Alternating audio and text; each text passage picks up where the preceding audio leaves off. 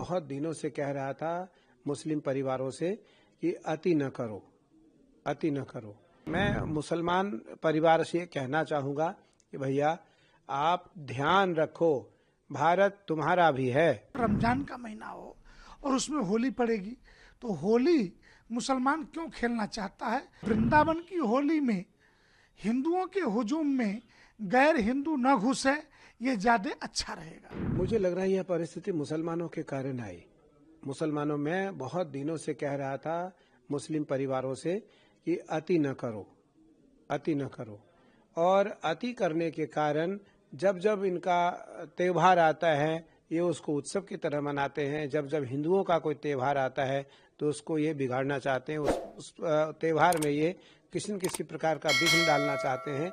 और ये हिंदू मुसलमान राइट्स चाहते हैं, ये हिंदू मुसलमान युद्ध चाहते हैं, या वो संभल का हो, बरेली का हो। बरेली क्योंकि मेरा आश्रम है छोटा सा, 2-3 आश्रम है बरेली में, बार बार बरेली में ऐसी घटना होती है।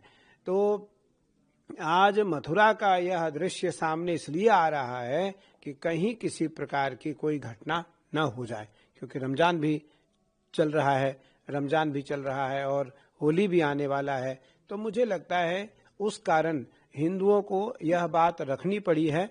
और यदि मैं मुसलमान परिवार से कहना चाहूँगा कि भैया आप ध्यान रखो, भारत तुम्हारा भी है, भारत तुम्हारा भी है। तुम भी भारत में रहते हो, तुम पाकिस्तान में नहीं रहते हो, तुम पाकिस्तान में नहीं रहते हो, भारत में रहते हो। इसलिए जरूर ध्यान रखो, जरूर ध्यान रखो भारत का, जरूर ध्यान रखो तिरंगा का, जरूर ध्यान रखो सनातन परंपरा का, जरूर ध्यान रखो गंगा यमुना सरस्वती कावेरी कृष्णा गोदावरी नर्मदा का ध्यान रखो आप, क्योंकि आप भारत में रहते हो, भारत में हो, आप सुरक्षित हो। भारत से जब आप बाहर जाओगे तो असुरक्षित महसूस करोगे, असुरक्षित महसूस करोगे।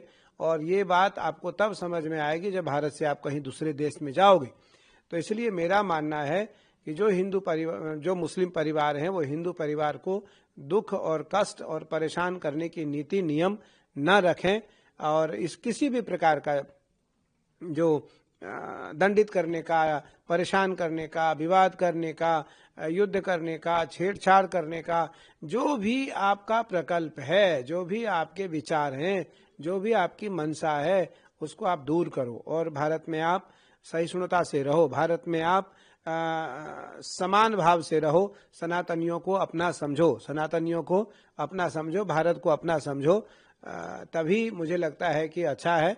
नहीं तो जिन जिन लोगों के कारण आपका मन बढ़ रहा है वो लोग साथ नहीं देंगे, और कहीं न कहीं नुकसान जब आपको होगा तो वो बाहर से खड़े होकर के आपका आनंद लेंगे, आपका दर्शन करेंगे, आपकी जो तमाम समस्याएं हैं उसको देख करके वो विनोद और मजाक करेंगे।